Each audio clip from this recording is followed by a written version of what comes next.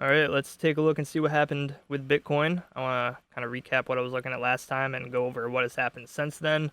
And then we'll do some market cipher analysis. You know the deal by now? So when I last made a Bitcoin video, we were down here. And I was saying that since we lost the point of control, which is this red horizontal line, I was expecting a move down to value area low. We didn't quite get there though. We front ran it and instead got a move back above point of control. And we have eventually made our way up to this box up here, which was my first zone of interest for shorts. Had that box up on the charts for a while now. And quickly, I want to take a look at the fixed range pull. Let's see if it changed at all since we are up at this high volume node again. Maybe the weight has shifted more towards that higher node, but no, it hasn't. The point of control is still down here. But we did run into a high volume area. And there were some pretty nice confirmations on this high. We actually got 2 taps off it, so this original tap actually front ran the 786 ever so slightly, which kind of make me think that we might come back up for that high. We eventually did. We wicked out the 786, and even this box, we got a little wick outside the box. But there were many confirmations for this. Even on the daily time frame, we had divergences. So yeah, momentum divs on the daily. However, here we are seeing the money flow start to turn to the upside a bit more aggressively. It is starting to curve away from the zero line though. And on the 4-hour, we see divergences as well. Momentum divs stemming all the way from back in this area. We've seen higher highs in price, lower highs in momentum, money flow divs from this point basically. So yeah, there were definitely confirmations on this, and there were even local confirmations, which, I am a little upset that I missed this trade. I was asleep. I woke up late. In fact, when I woke up, we had just started dumping down. We were like somewhere around here, so I couldn't enter here. That, would have gave me pretty bad risk reward. I didn't think it was worth it. But we did see even local confirmations here. If you watched my last video, we got the divergences with money flow and momentum. We got the break of structure. Unfortunately, though, we did not get a retest with further market cipher confirmations, which would have been like another trigger wave printing and money flow basically just continuing the direction downward. We didn't get that market cipher basic strat set up. So I did not take a short from up there, but I am in a local scalp short from this little range that we formed at the low. So basically this is exactly what I wanted to see for a confirmation in my box. Just unfortunately I wasn't there to take it. It is what it is. And we do have some higher time frame bearish signs as we ran into this key resistance area. Now, these high time frame bear divs don't always mean that we're going to get a massive pullback from this, like a full-on reversal. Sometimes they can just mean that we're going to range for a while, but we can see that, on the 4-hour money flow is taking another turn to the downside. Overall, it's putting in lower highs. On the 3-hour, it's getting pretty close as well. So, I think we're pretty close to a decision point. We could see a move down towards like this low. Maybe we start trading in a larger range. The thing is, though, with the daily money flow getting closer to the zero line, it is kind of looking a little iffy right now as it's curving away, but it's getting pretty close. Maybe we ultimately see this cross to the upside sometime soon, even if we see like a little turn to the downside. Maybe, we don't even see this 4-hour get like extended move into the red to really cool off. Maybe it's able to find support on the zero line. This could just be the coolback we see in very bullish environments. A lot of times it will kind of hold the zero line as support in terms of money flow. But overall, things are just kind of looking pretty conflicting. The 2-hour money flow is not looking too bad. It's actually kind of looking bullish. It's in a little uptrend here, but the 1-hour money flow looks drastically different.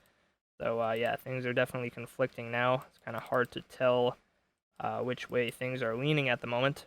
And while we're looking at market cipher, I'll pull up the weekly time frame as well. So weekly momentum continuing to move to the upside. Hard to tell where that VWAP's at. VWAP is kind of going flat here. It's not exactly turning to the downside super aggressively yet, which is a good sign. So based on the weekly time frame, we definitely still have room to the upside, I think. But maybe we need to see this daily cool off a little bit before we can continue further up. Maybe momentum has to come down a little bit. We did just get divergences up here, but, again, with the money flow moving to the upside, I could see this turning around really at any point. So as for my higher time frame plans, well, this one already got tagged in, and, there is a reason that I kept a loose stop loss above that box with this one. I didn't put it literally right on the top of the box to the dollar, So technically, this position has worked out so far, but I will delete that. I'll move this box over. And this short idea is definitely still valid. Still watching the value area high. That is key. That is going to be, really my next important area of resistance. It's going to be that box up there. And this long idea down here is a little different now. I think I would want to see an SFP of this low for that trade. And I don't think I'm going to cover that whole box as my stop loss, especially since the anchored VWAPs have moved up now. They're closer to that 382, so, I'd probably go like somewhere around there if I had to guess with my stop. Really it comes down to if we get an SFP where the wick lands, and I would hope to see some kind of confirmation to make me think that that is going to work. But I still think that is a valid long idea. But I do believe that I need to adjust this fib a little bit. So, okay, that is a little bit different now. The 382 is kind of coming in above this low that I want SFP, which is not ideal, but, value area low still down here. That's really what I am concerned with, would be a wick into value area low. And, this is still the golden pocket down here, so this area in general down here is going to be important support. Again, I would have to narrow down an idea. This isn't going to be like my actual stop loss on this trade idea. I would have to see confirmations, and I'll figure out where my stop loss goes after that. So yeah, not too much has changed with my more macro ideas. And other than that, I'm just looking at the local price action and looking to trade that. So I am in the short as of right now. That's my only trade. I am potentially looking for an SFP of this low with some divergences. Looks like we could be setting up for some, at least with momentum on the 15. And potentially with money flow, if it continues coming down at this rate, though, that's probably going to be voided. But there could potentially be a trade from that low. And I also think this area is a pretty important decision point. We SFP'd this low over here. We could be trading in a smaller range. But I think if we lose the smaller range, we could start rotating all the way down to this long idea and just kind of be trading in a larger range. So I am very interested to see what happens in this bit of price action here. And it looks like we may be getting a move down to there pretty quickly. Let me get rid of that horizontal line, though. That bothers me. One of the most annoying things with TradingView is the fixed range pulls when you're too zoomed in. But it looks like we're wicking to the upside. Maybe if we end up hitting this low before I'm done editing this video, I'll record another little bit where I take a look at what happened from this point. And that is a pretty far move for any kind of SFP to happen. It could still happen. We could still close this 30-minute candle as an SFP, but that's not exactly a wick that I would want to trade, even if it does close as an SFP, because risk-reward, even up to like this range high, is not very good. And that's like just taking it as an SFP trade. So, it looks like maybe we start moving further to the downside. So I would say I'm really interested in this low down here. And we did just lose point of control again, so that does, yet again make value area low a target in my mind. So this was a pretty nice short trade here. And this is not the only trade I took today.